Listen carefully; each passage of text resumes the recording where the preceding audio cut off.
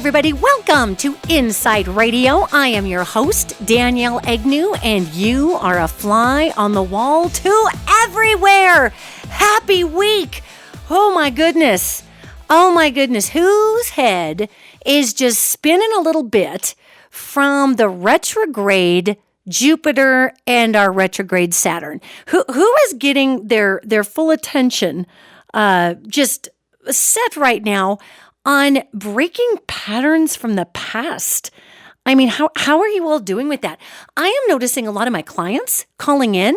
They're like, holy moly, I've got this massive thing going on right now, and I want to handle it like I've always handled it, ABC and move on, and it's not working for people because Jupiter retrograde is going, wait, you got to change it up, and Saturn retrograde is going, well, I'm not going to help you figure this out, whatever, dig deeper, you can do it. So I have to tell you, gang, it's so much fun to watch the new beginnings. There are so many new beginnings right now, and I am like head spun by the new beginnings, and I'm hoping you kind of are too, because we have a tendency as human beings to get a little freaked out when things start to change, right? Yet we are meant to change. We are a species that is supposed to evolve. We're not supposed to stay static, yet we get into these weird armchair moments. That's what I like to call them. These armchair moments of our lives where we're like, what do you mean I have to grow? Come on. I'm just really comfy with my perfect pillow and my cat is around my neck and my dog's on my lap and I don't want to grow right now. You know what? I'll tell you what. The best way to grow during this retrograde, both huge planets, Jupiter and Saturn, the best way to grow with that is to actually just sink into that lazy boy and stop trying to push the freaking river. Just stop. Let the river do its thing. You ever notice a river kind of flows anyway because it works with gravity? Our life path is so much the same way, gang. And I deal so much with these angels all the time. And these angels are constantly telling me, well, I'm paraphrasing a lot here, but these angels are constantly telling me, hey, take a chill. It's fine. Your life is going where you need it to go. So you don't need to try to push. Just allow the momentum of the angle of your terrain to take what's coming down the hill and stop pushing so hard. And it's hard because we were trained, for those of us who are over the age of 8 years old, we were trained in the old realm. We were trained under those energies of the patriarchal, of the imbalanced masculine. The divine masculine is like, hey, chill out, man. Have a beer. Let's all get along. What's everybody's problem? The imbalanced masculine is that one little guy, who drives the really jacked up truck who's always like, hey, you want to fight? That would be the imbalanced patriarchal right there. So when we look at these energies and we look at the opportunities that we've had to grow with this retro Jupiter and this retro Saturn, I mean, this is awesome, gang. Seriously, it's okay that you're in the lazy boy and you don't want to do anything. Allow the feminine time frame to have a really great conversation with you about how to proceed forward by not doing the exact same things you always did to bail you out before. That's what this entire thing is about. That's what this entire section of our learning is about. So if you're not feeling like you have a ton of get up and go right now, if your get up and go is got up and left, then don't get all weirded out with yourself. Just honor that feeling. It's the divine feminine saying, you know what? You don't really need to go out there and fake it till you make it. Just be who you are and do what you do, and it's going to be okay. So just know that, because I can feel a lot of you out there struggling. Really, when I feel into many of you are struggling, like, I don't know what to do with myself. I don't know which way to go. I don't know how to take my You know what? Just sit in your universal lazy boy. Listen to the river to your right, that the own terrain of your experiences is creating the flow of, and just receive for a minute, Man, gang, I tell you, the old world wanted us to believe we had to freaking knock ourselves out and kill ourselves trying to get something done. Yet this is the time frame that when we apply our gifts and talents, I mean, you can't just sit there on your hands, okay? Let's be a little more specific. We can't just sit there and be a deadbeat in our own life. I mean, we can, yet universe is not going to come save us from ourselves, okay? That's not the universe's job to save us from ourselves. The universe's job is to co-create with us that which we desire more than anything. Honestly, that's it. And so, we started on this journey back in the, 2000s, way back in the 90s, I think the late 90s, wasn't it? Or the early 2000s with What the Bleep Do We Know? And then The Secret came along and, here we are now. So why am I talking about all this? Why am I talking about flow and not fighting what's trying to present itself in your life? Because I have some really, really big news that I am really excited about. And I have been, I don't want to say sitting on this news, yet being told to just wait to announce this news until we made an official announcement about it. And we finally did. So I am so excited to announce that I have a brand new television show coming out. And it's called The Road Angel with Danielle Egnew. And I get to go on the road and I get to do exactly what I do for people, yet I get to go where I'm called on the road, out there to actually see people and weigh in with communities that are struggling and be able to help people with life path issues that are knocking them out and get into communities where normally, people don't necessarily always venture, perhaps, who happen to have the skill set that I have. And I am so excited about this, gang, and I would be so honored if you would go and check out our Road Angel with Danielle Egnew Facebook page. We have a Road Angel website. So if you go to roadangeltv.com, you can watch the trailer. If you go to the Road Angel with Danielle Egnew on Facebook, you can watch the trailer there. I would be super honored, actually, if you all would share that trailer around Facebook, and I'll tell you why. We've been working on this show for over a year, and the producer of the show and myself, Mary Erickson, is the producer, and we have been working so hard to, as Mary would put it, put out a show that goes from the tabloid level to the temple level. And not that we're being all lofty and weird. I mean, come on, it's me. Pretty much what you're hearing here is what you're getting on television. Yet, we really want to stress how amazing that the universe is. And, have you guys watched The Kindness Diaries? Anybody watching The Kindness Diaries? That is a really great show. And I haven't had the opportunity to really sit down and watch it. Yet the premise is there's this dude that goes across the country, and apparently he doesn't have not even $1 in his pocket, and he has to live off the kindness of others. And it's just about the honest to God nature of humanity, and that we are not a god-awful species. We're not. We're awesome. And I know this because I deal with angels all day.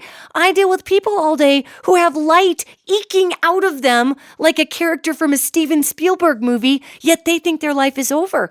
And so with the Road Angel, I get an opportunity to take all of these incredible angelic messages and these miracles that I get to see. I get to witness so many miracles, gang. It is nuts. I'm not even kidding.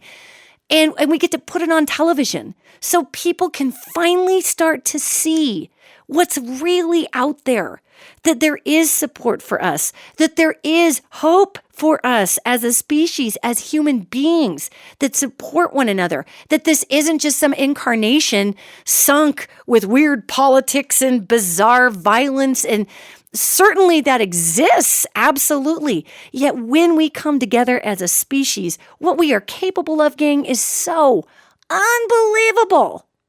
So I am really excited to actually announce my TV show, The Road Angel. And we are in pre-production right now. And for those of you that don't work in the TV industry, pre-production just means that, you're taking meetings, you're figuring things out with the production manager. Our production manager, Melissa Siana, is fabulous. So I'm having this amazing opportunity to just be surrounded by this team of incredible people who are assisting me in just putting out there what is possible for the human species when we actually open ourselves up and we bring our best forward. So again, the show is called The Road Angel. I'll stay tuned. I'll keep you posted as we've got, more coming in and, when we're going to be airing and all that good stuff and where and, how and all that good stuff. Yet right now, I just wanted to share that with you because I know I've been like dropping these teasers and I've gotten some mail from some of you that's like, look, if you're not going to tell us, just shut the frick up. Okay. Just shut up about it. But I literally couldn't say anything until everything officially launched. So if you want to get a hold of the Road Angel crew and you want to shout out about an issue that you've been having, then please head over to roadangeltv.com. And once you do that, there's a Contact the Road Angel section there, and that goes to the production team. And I am literally being directed all over the country down America's back road highways to go help people. And if I happen to be in a town where you are, that is awesome. And maybe we'll have an opportunity to actually rub elbows and maybe, who knows, maybe I'll even get an opportunity to help you out. So anyway, you can head on over to roadangeltv.com and you can hit us up there. And again, just come hang out on our Facebook page because it's so cool. We are building a community of light bringers. We are building a community, #Team Light, gang. I mean, I am so passionate about bringing the best forward that we all have because we're going to need it. We're coming into some time frames here where what's going to be very important is that we can all come together in a way that supports one another, that really, truly supports one another and the earth. We've got climate issues coming up, gang, that are coming up way faster than we thought. I remember back in 2016, I was putting out some videos about water and about earthquakes and all kinds of other stuff. And I had some folks writing to me that were mad. And they were saying, hey, look, you're talking about the sea levels raising 20 feet in 5 years. And that was back in 2016. So what is that? 17, 18, 19, 20, 21, right in there. And people are saying that's just not correct. Science doesn't even support that. And your hoodoo science and your weirdo science isn't helping fear when all you're doing is wandering around and claiming that the sea levels are going to rise, 5 to 20 feet, depending on where we are in the world in 5 years. That's misinformation and you're irresponsibly using your platform and blah, blah, blah, blah, blah. Well, as we know, I just kind of pass on what I'm given to pass on, okay? And now we've got all kinds of world scientific information coming out going, it's probable that the sea levels will raise up to 20 feet in the next 5 years. And hey, you know what? I'm not here to say, yay, I was right. I don't want to be right about raising sea levels. I am not that much of a Debbie Downer, okay? Yet the fact of the matter is the universe gives me what it gives me and I pass it on. And so why? Why talk about this? Because, gang, we can make a difference as a species. I talk all the time about the quantum field. I talk all the time about how we can come together as a species and raise the vibration. We can raise the frequencies around us. We talk about that a lot in the metaphysical community. And when we raise those frequencies, we can have the opportunity to come together and actually do things like affect the electromagnetic discharge in the ionosphere, which again affects high cloud movement, which again affects weather. So yes, consciousness affects weather in addition to carbon emissions, people, okay? And once we figure out that everything is connected, we're going to have a much easier time here on planet Earth where we're learning to get along. So this is why I am so super, super, super, super, super excited, and I'm honored, and I'm humbled, and I'm thrilled, and I'm overwhelmed, and my brain is blowing up that we've got the Road Angel that's ready to rock and roll, because it's just time. It's time to show people what we are truly capable of. So again, like our Facebook page, follow us on Instagram, The Road Angel, and pass that trailer around and just let's get that whole #Team Light going. Let's get everybody in one place to just recognize that the power of the human species is unfreaking believable, especially when we choose to use it for good. Use your powers for good. Use them for good. There you go. All right, gang. So now that I've got that big announcement out of the way, which was really fun to make, by the way. So there you go. I do want to let everybody know that on May 18th, which is just in a few days here, The Road Angel crew is going to be up in Butte, Montana at the Mind, Body, and Soul Fair. And I'm a keynote speaker. I'm the keynote speaker, actually, up there. And I'm speaking from 2 until 3:30. And actually, we're starting filming for the Road Angel at the Metaphysical Fair. So we're going to have a Road Angel booth. Come over and say, hey, if you're up at, it's actually Montana Tech up in Butte. This event is actually free to the public. So come on in and just meet the amazing practitioners that are going to be there. Say hi to us at the Road Angel booth. You'll probably see the crew wandering around. You might even get on the show. I'm going to be taking questions after my keynote speech and after my talk. It's not really a speech, it's a talk. I'm talking with everybody. Afterwards, it's going to be so much fun. Okay. I've got to pack myself together. Get it together, Danielle. Okay. So hopefully I'll see you at Montana Tech, May 18th, up at the Mind, Body, and Soul Fair. That would be super awesome. Now, evolving over into our other topic today, and it kind of goes hand in hand with what we're talking about with the Earth. You know, we're talking about consciousness actually affecting the weather. We're talking about consciousness affecting Mother Earth directly, and it does. It really does. And I talk about this a lot. There was a time when I was a major skeptic. Oh my God, I was awful. I was kind of an a-hole about it, actually, if I were to be really honest with myself. I was awful about really accepting the fact that energy and consciousness or mental capacity, I guess, could actually have an effect on weather. And it wasn't because I didn't believe in the power of thought, because obviously I do. I mean, look at the field I work in. It was more that I kind of felt like the planet of Earth, that she had her own groove, and we were more like a little teeny weeny flea on the back of the elephant, you know, that we weren't really going to move all that much in terms of the elephant's sphere, you know. Yet then, of course, I started really thinking about it and recognize that there's almost 8 billion of us on this planet. And you take that much consciousness and you have an unstoppable wall of transformational energy. And so when we have that going on, that means that human beings do more to the earth than simply litter on it or pollute it. We can pollute the earth through many different means. We can pollute the earth with thoughts. We can pollute the earth with negative talk. We can freaking pollute the airwaves with all the garbage and junk and nastiness that we actually text to one another and place on social media. I mean, all of that energy is getting beamed, and now we know that these 5G towers are going in, so it's getting beamed through these high-frequency, millimeter waves, which are permeating our brain tissue in a way that's just not healthy, okay?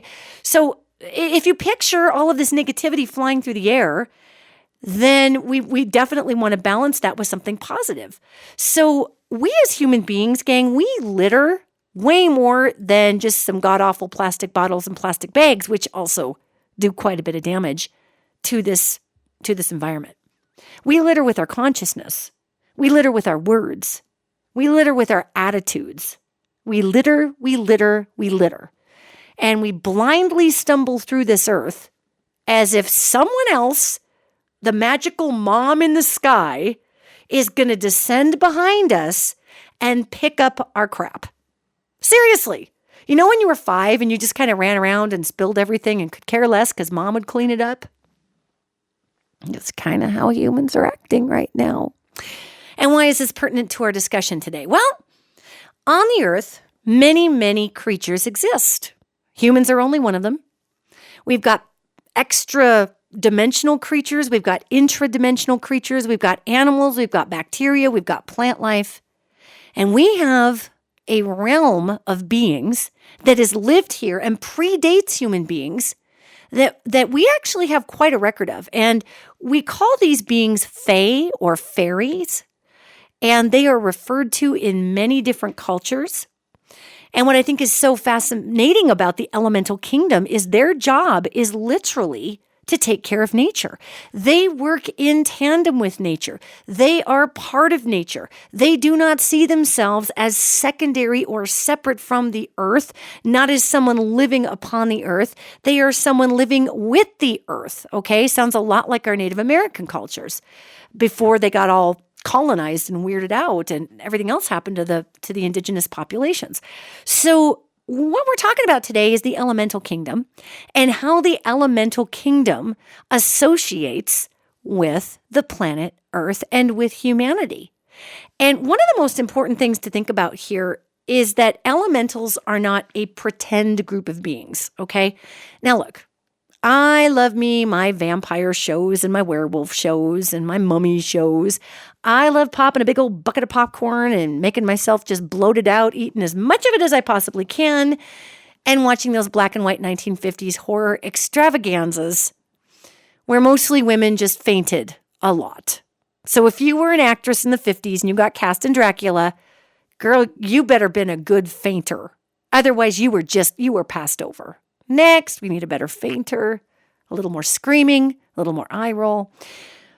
So my whole point here, besides the fact that, yes, I really do love vintage horror movies, is that elementals are not an incarnation of our imagination. And again, I would love for any real vampire, for any actual preternatural creature that cannot step into the sunshine, or either it bursts into flames or it sparkles, that cannot be around garlic, that turns into a bat and flaps around. I would love you to come forward, like in True Blood. I promise I won't burn you at a stake. I won't think anything rotten about you. I won't think the devil created you, because I honestly have yet to find one of these creatures anywhere. I mean, I can't find them. Not in the not in this third dimension. Now, there are some beings that are elemental beings that we could really, really throw into the Dracula category, but not a classic vampire, okay? That it would be like a vampire, kind of like those perfumes in the 80s. If you like Dracula, you'll love this elemental, okay? So I've seen that. I've seen interdimensional beings that act a lot like what we might call a vampire. However, in this third dimension, something sleeping in a coffin, I mean, the full Lon Chaney, I have yet to find a real, true, honest to God, by its definition, vampire. So I think the vampire is more created in our minds by that which we fear. And it's an analogy for darkness, or, quote, the devil. Vampires can't come in, evil can't come in unless you invite it. And we all know metaphysically that if we're dealing with darkness, or we're dealing with the lower vibration, that lower vibrations cannot actually affect the incarnation of the self unless we invite them in. Thank you for your time today. So now that we know, what a vampire is, and is it really real? And obviously we have some mental illnesses and some actual physical conditions that are medical that cause people to grow hair all over their body. Yeah, we have mental illnesses affected by the moon, where people would howl at the moon and whatnot. Yet again, in all of my metaphysical decoding of all ethers, of all planes of existence, at least in this third dimension, I should say, I've not found a werewolf. And I'm bummed out, because I really like werewolves and vampires. Come on, True Blood. So why am I laying this out here like this? Because when we talk about elementals, when we talk about the Fey, when we talk about fairies or the fair folk, we're talking about beings that are real and have been documented by world cultures all over the place. So, elementals are God's middle management basically for nature. Mother, Father, God makes everything to work together. And for those folks who are hardcore biblical readers, I always talk about this. Cain kills Abel, and, Cain gets kicked out of the Garden of Eden, and they're supposed to be the only people on earth, according to Genesis. But somehow Cain goes to live, as says Genesis, with the people in the mountains. Who the frick are the people in the mountains, man? I mean, come on. I thought we were talking about Adam and Eve and the only people on earth, but there's these people in the mountains. Well, the elementals lived here for epochs before human beings did. And it's really important to remember, gang, that our modern version of a human, we're a heck of a hybrid. We're an off-world hybrid. We are what evolved here on Earth hybrid. We're a little bit of a mutt species in general. And so there were all kinds of hominins running around the earth. And before that, there were the elementals, the elemental beings, which were living in beautiful synchronicity with the earth and still are. And so if you wonder, well, why can't we find these fairies? Why don't we see these fairies? Well, let me give you a great example of an elemental. Bigfoot or Sasquatch is part of the elemental kingdom. If you want to call Bigfoot a fairy, go right ahead. I personally would buy Bigfoot dinner first. Who knows if Bigfoot's going to be offended by that? We don't know. You know why we don't know? Because Bigfoot doesn't stick around. Bigfoot goes into some really amazing fairy rings and fairy circles, which are actually vortex points. We now know that those are electromagnetic folds in space-time that are oftentimes naturally occurring. They're naturally occurring little puckers in the space-time fabric that oftentimes appear above certain rock formations, certain underground water systems crossing, because the Earth, again, is a giant electromagnet, right? So Bigfoot will disappear. It will flat up disappear right in front of people. It will walk into thin air and just disappear because the elemental kingdom knows how to navigate these little puckers in space-time called vortexes, and we like to call them fairy rings and fey portals and all kinds of other things. Yet a lot of these beings, a lot of our fae, just aren't really traipsing around in a corporeal format at this point. And they could. I mean, human beings, okay, the hominins that became humans, had sex with fae, okay? We reproduced with these beings because they were genetically close enough to us that we could. So there's human beings running around with all kinds of fae genome. And we have cultures such as Ireland, Scotland, where the longitudinal lines are very conducive to the opening of vortexes, to the puckering of space-time, to fairy portals. And we have those same beings that we find up in the Norwegian, in areas. We have those same beings, the Native American cultures in the Americas talk about these beings. I mean, so if we consider that elementals are God's middle management for nature, and they take care of earth, and literally they protect sacred areas, and the sacred areas tends to be areas that emit a lot of electromagnetic energy. If we take this into consideration, this is a pretty crowded planet. Okay, there's almost 8 billion of we hybrid-y human people running all over the place. And then we've got fae, or the fair folk, who are all over the place. And by the way, it's funny, I'll tell you a story about the fair folk in a second and why they're called that. Yet elementals aren't particularly thrilled with human beings. I mean, we're a careless species. We litter. We dump our sewage into the water untreated until recently. In some parts of the world, they still just dump raw sewage right into the flippin' ocean. Just right into it. We are not mindful. We have come out of sync with our planet on which we live. And for an elemental, that is a poke in the eye with a hot poker. Because nature is God to them. They are nature. They are one with Mother, Father, God. They don't see a distinction between the planet and themselves. So here's almost 8, there's not quite 8 billions of us, but we're almost there. We're 7 and some billion people on the earth reproducing at a ridiculously exponentially rapid rate, like a virus, dumping, polluting.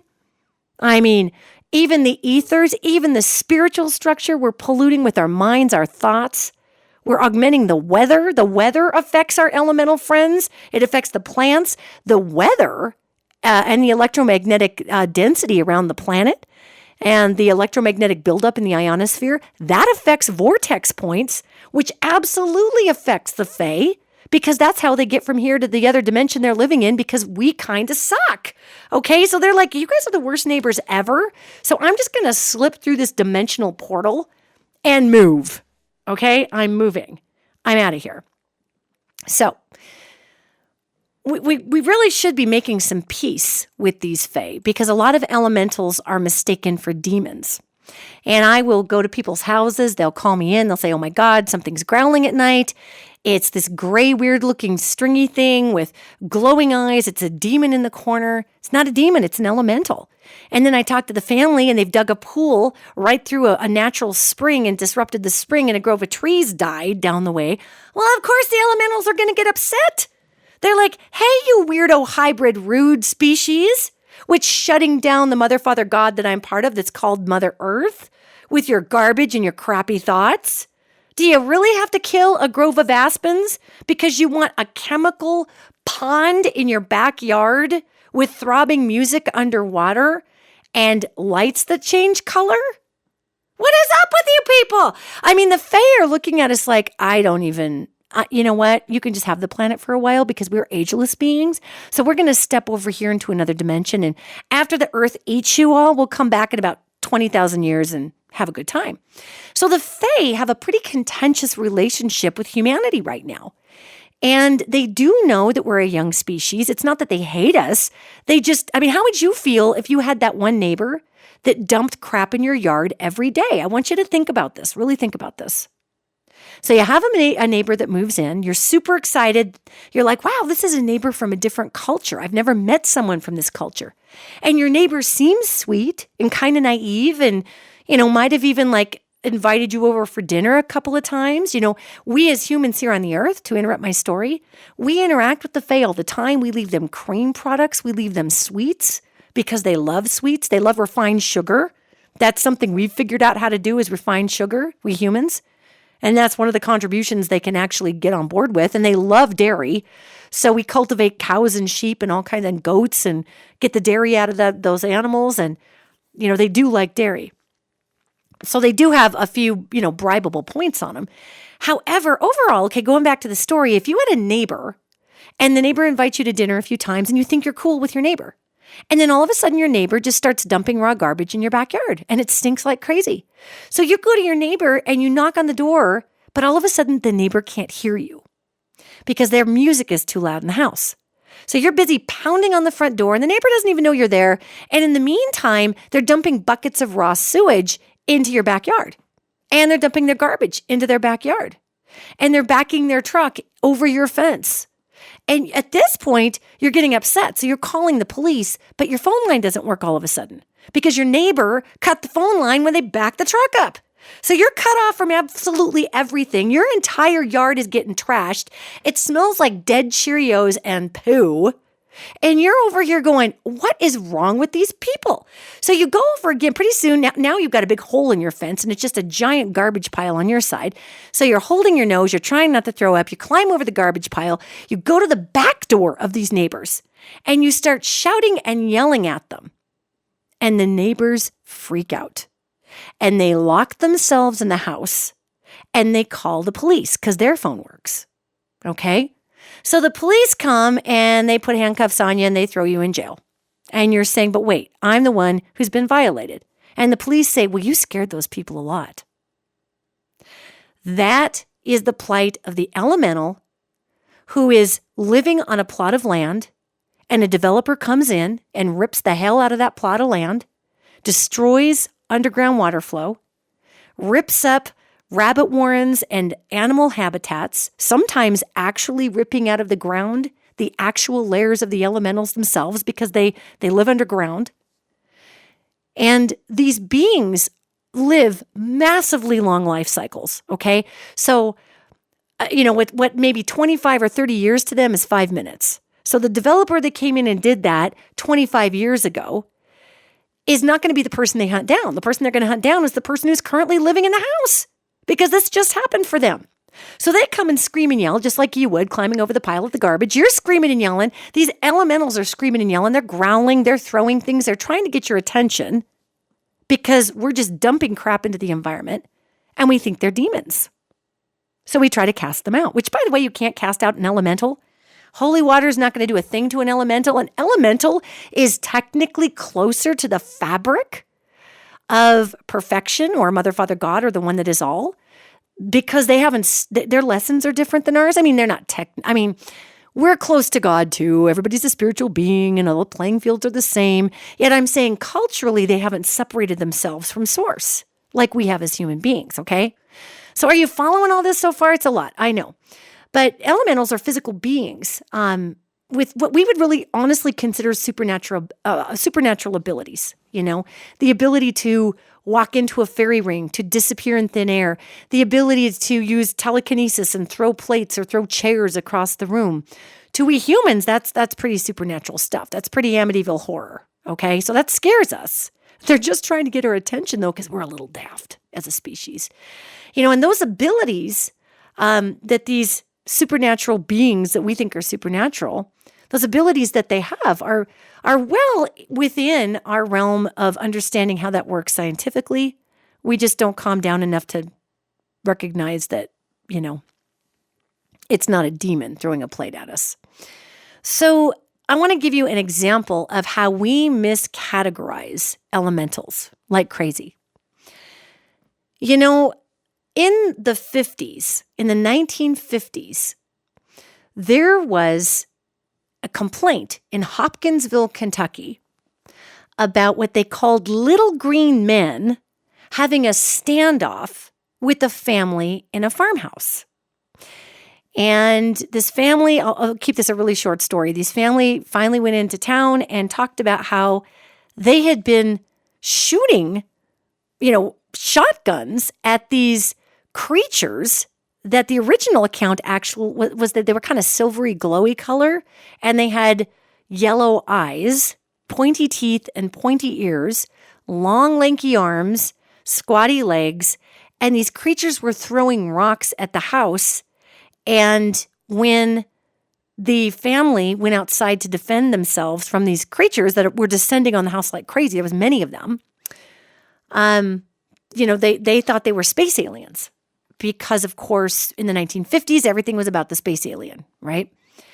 So the story in Hopkinsville, Kentucky, went on to get kind of twisted up, and all of a sudden, a newspaper, which took a little bit more liberty back in the day, and now we're back to taking all kinds of liberties, so maybe it's the same media cycle. We just don't know. Yet, the newspapers were reporting little green men in Hopkinsville, Kentucky. And Hopkinsville, Kentucky still has these little green men festivals. Like, it's a big freaking deal, okay? And what was so startling about the law enforcement, the sheriffs taking these reports from this family is that it was a pretty well-known family. I mean, it wasn't just like a bunch of weirdos living in a cult in a farmhouse. I mean, these were pretty straight-up folks. They certainly weren't people who wanted to be thought of as weirdos because, we're talking about the 1950s in Kentucky. So these are just normal people. And they were watching TV, and all of a sudden all these things are happening to their house, and they start shooting. And they talked about how these beings levitated and how they reached around and grabbed them by the hair when they would go outside. They would hide on the roof. So anyway, and they were never really able to harm these beings when they were shooting shotguns at them. Now, I want you to think about that. If you don't know much about guns, the shotgun is pretty much what you shoot at something if you just need to stop it in its tracks, because it sprays about a 3 to 5 foot hole through whatever the heck it is that you're shooting. It's not like a little tiny bullet. It sprays and annihilates. So the fact that they weren't hitting anything is pretty weird with these beings. Well, so the lore has gone on all these years that these beings were actually aliens. They weren't aliens. They were elementals. They were elementals. What they described, the beings with the gray skin, the glowing orange eyes, the pointy teeth, the pointy ears, that's exactly what the Sioux guides described to Lewis and Clark as the little people that they would not engage when they were taking Lewis and Clark up the Missouri, and they, the famed explorers were doing their thing. So get this. These little elementals are documented all over the place, okay? So what do elementals do? They protect the land. They protect water sources. They protect everything they can when it comes to nature. So why the heck would a bunch of elementals be acting up and throwing rocks and freaking out at a house in Hopkinsville, Kentucky? Well, get this. In 1956, the Department of the Interior ran a geological study on groundwater in Hopkinsville, Kentucky. Now, you got to keep in mind, Hopkinsville was not exactly Los Angeles, okay? So the fact that the Department of the Interior was for some reason cued to run a geological study on groundwater in Hopkinsville, Kentucky in 1956, obviously something's afoot, all right? I mean, Hopkinsville was pretty rural. I mean, it was really pretty rural. I wasn't tiny, but it wasn't LA, it wasn't New York, it wasn't Atlanta. Okay. Now, the geological study produced evidence of extreme nitrate poisoning in the water. Now, note we're talking about this was a farmhouse. So nitrates you'll find a lot of times in all kinds of fertilizer. So they found extreme nitrate poisoning in the water. Now, nitrate, you got to keep this in mind too. Nitrate levels of 45 parts per million, okay, lead to birth defects. And there's a birth defect known as blue baby, where infants come in with not enough oxygen and can die. Okay, so if nitrate levels of 45 parts per million are found, it can lead to birth defects such as blue baby, which can kill babies. Okay, that's 45 parts per million, the nitrates in the water.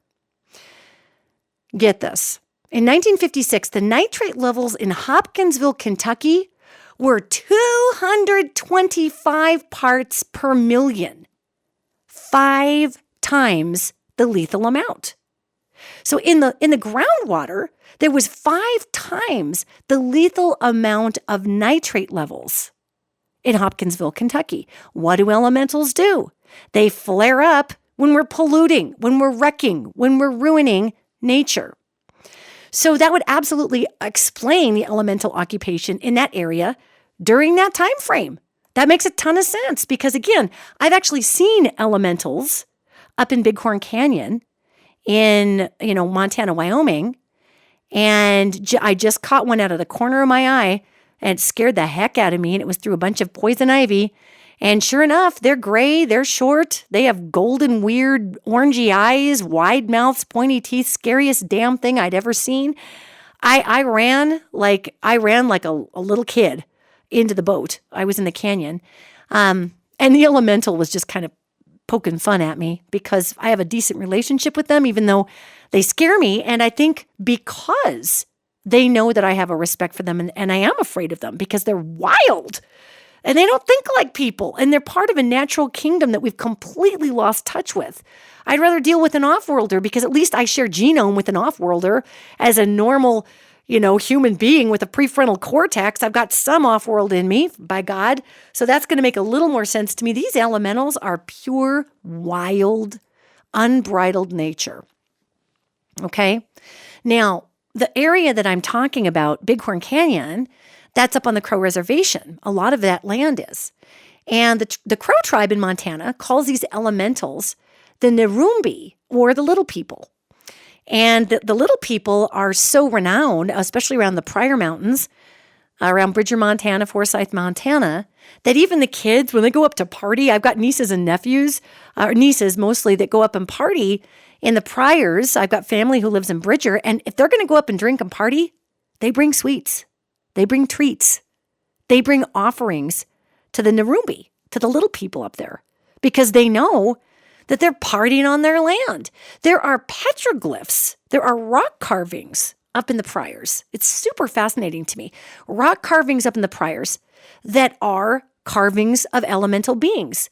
These pointy-eared creatures with teeth and fire coming out of their hands. I mean, it's so cool. I live in a really cool part of the country. Well, I don't live in Bridger, but I live a couple hours from Bridger, and it's cool. So with the Crow tribe in Montana calling these elementals the Nirumbi, or the little people, we've got the Irish that call them the Siddha, which literally means the people of the mounds, as they lived in underground caves and in rabbit warren kind of areas. They always lived in mounds. Now, keep in mind that we've got people in Ireland calling them the Siddha, or the people of the mounds. And clear across the world, we've got Lewis and Clark coming up the Missouri with their Sioux guides. And the Sioux guides are trying to steer clear of a particular mound where the Nirumbi, the little people, took off and injured, mortally wounded, and maimed 300 of the Sioux's best warriors because of their supernatural abilities. And, the indigenous nations really respected the Nirumbi. They're like, look, you don't mess with these beings, okay? So Lewis and Clark are like, oh, well, we're here. We're white people going up the river. We're here to document all kinds of wildlife, and we'd like to go see your little Nirumbi. And the Sioux said, well, you knock yourself out because we're not going over there. And we're not going to go with you any further up this dang river if you go and make them mad because they hunt you down.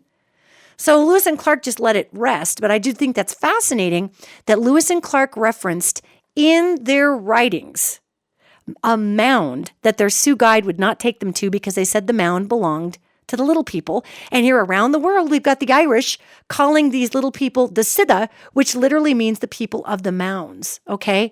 And in Ireland, these beings are said to either have a silver or green glow about them on occasion.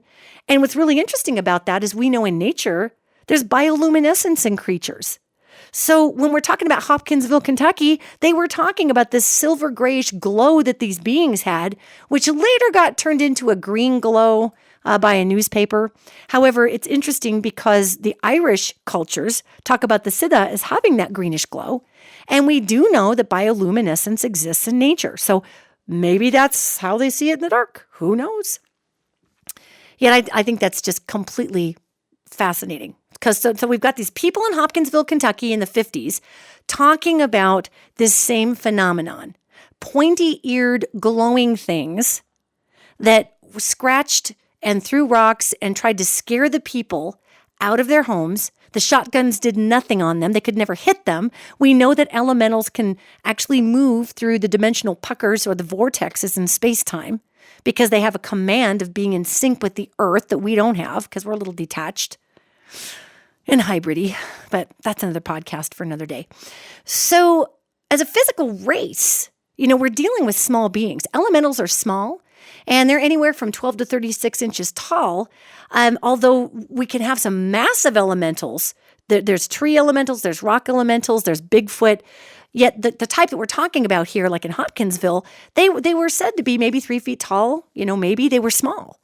And when we deal with these small beings, we're seeing these same small beings here in Montana, and we hear about these same small beings up in the Norwegian countries. We see the small beings up in Ireland. So in this particular instance, they're small, and they do come in many forms.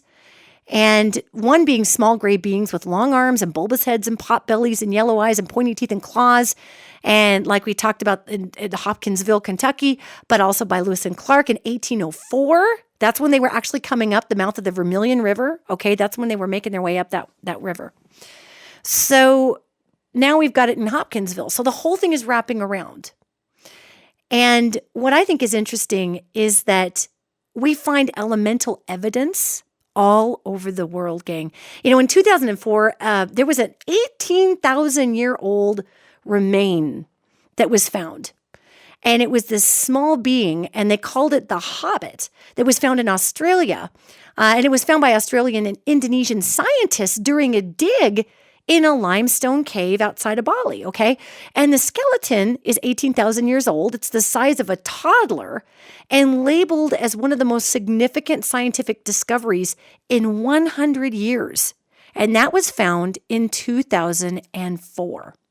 Okay, so we've got that. We've also got this, I love this. There was this little tiny mummy, and they called this mummy Chiquita, that was purchased by a Cheyenne, Wyoming family in 1929 and examined by the Archaeological Department of the University of Wyoming. And, it was found down in the San Pedro Mountains, okay? And that's down in Wyoming. And Chiquita, this little mummy, it was this little tiny being, was poised, sitting with its arms wrapped around itself, like with its knees up to its arms, like a death pose. It wasn't just tossed in a cave to dehydrate. Somebody sat it up to be, in a particular pose.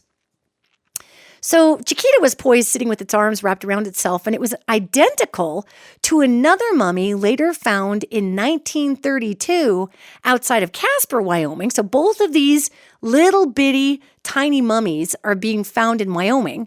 And I was just talking about the Pryor Mountains to give you a reference, okay? Bridger, Montana, if you just keep going down the road, maybe half an hour, you're going to hit Wyoming.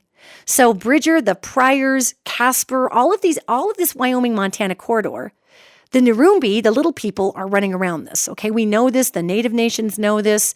It's common knowledge up here.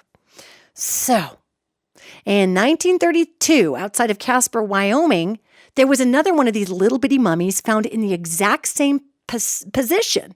And actually, that was the one called the San Pedro mummy, which was studied at the American Museum of Natural History in New York. So the first little mummy that was found in 1929 was examined by the Archaeological Department of the University of Wyoming. The second little mummy in 1932 was studied by the American Museum of Natural History in New York.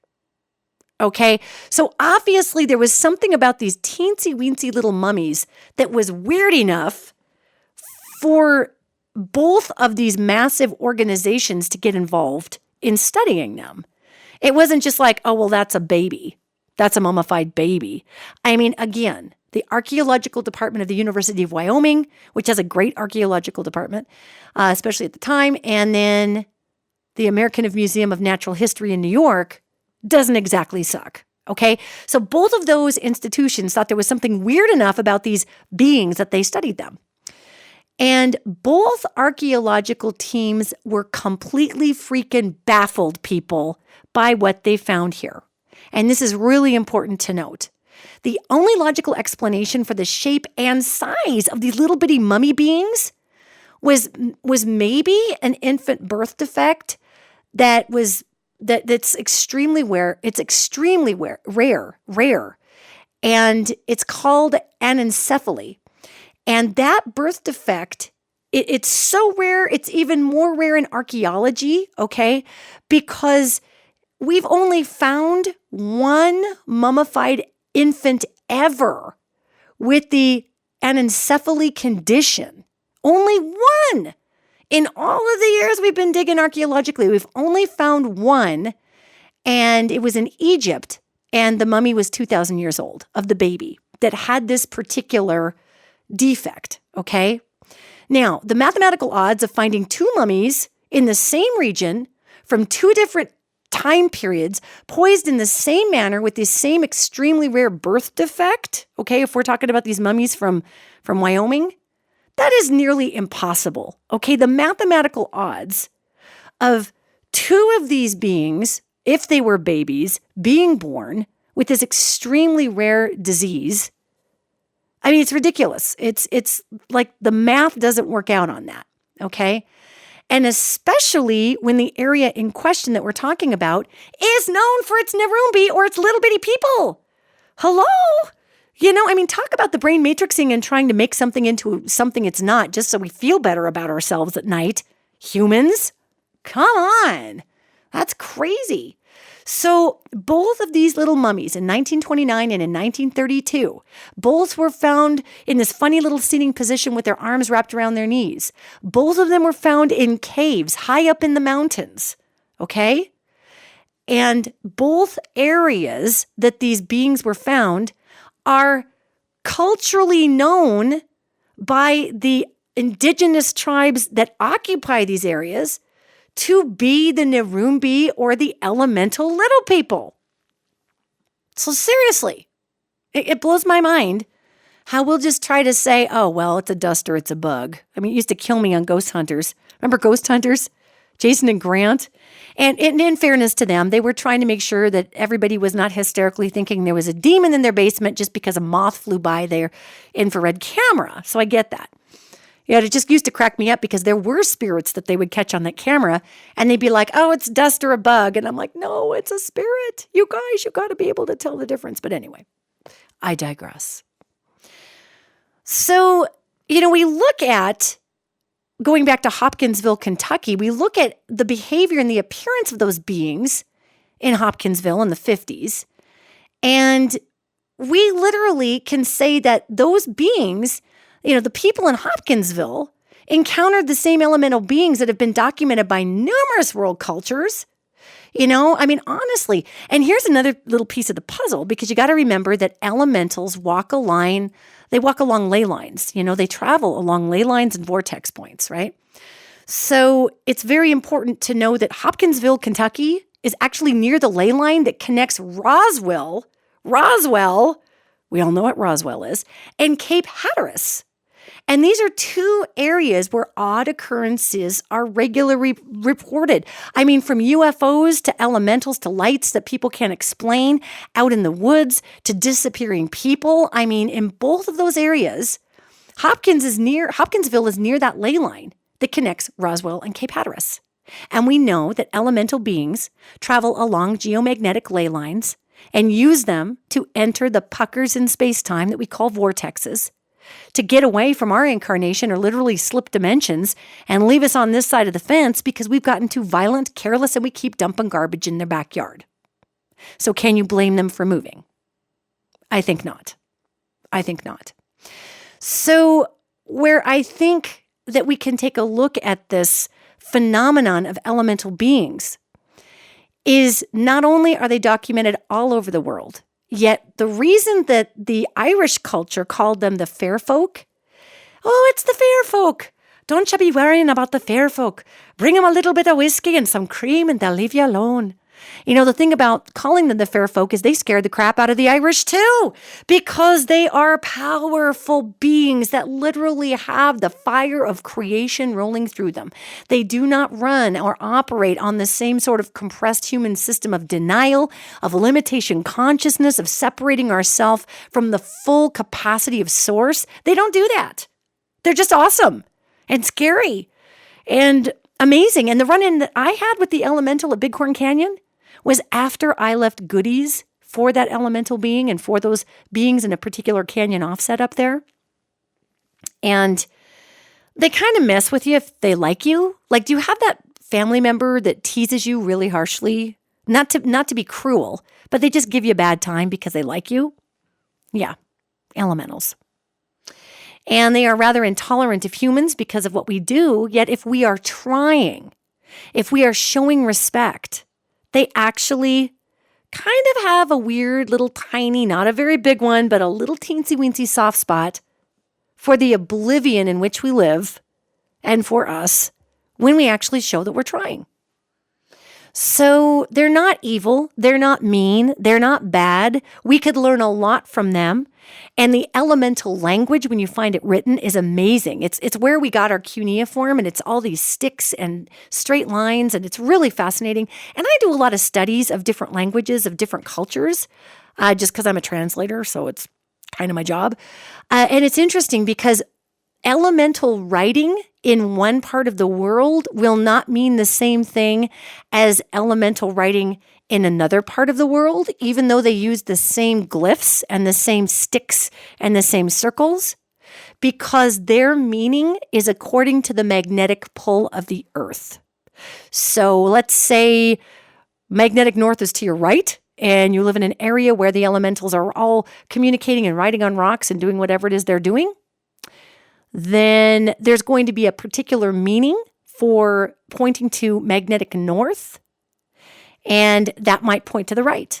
But if you're in a different part of the world, that meaning of that glyph that's referencing north is going to be in a different position. So it would be like if we wrote the letter E and it looked completely different all over the world. Yet the only way you could decode the letter E was to know where magnetic north was. Yeah, it's cool. I mean, I could go on and on and on about different languages, and maybe someday we'll do a podcast on that too. But different languages of different beings, how they're set up, how they communicate, it's so freaking interesting. Oh my God. So our elementals, gang, they are real, and we can learn a lot from them. And they don't hate us. They would love to be able to live in harmony with us and teach us balance.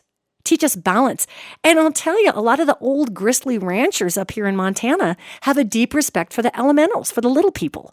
And the little people sometimes will come in and take a goat or whatever if they're not being respectful enough with the land. And those farmers know it. Those ranchers know it.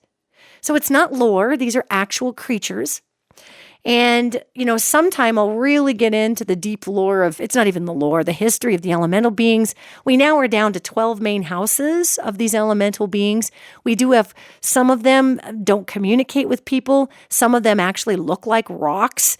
I mean, it's really amazing. And these are real creatures. I can feel them vibrationally, and I've seen a lot of them. So again, if you're a vampire and you're listening today, please reach out to me because I really want to meet you.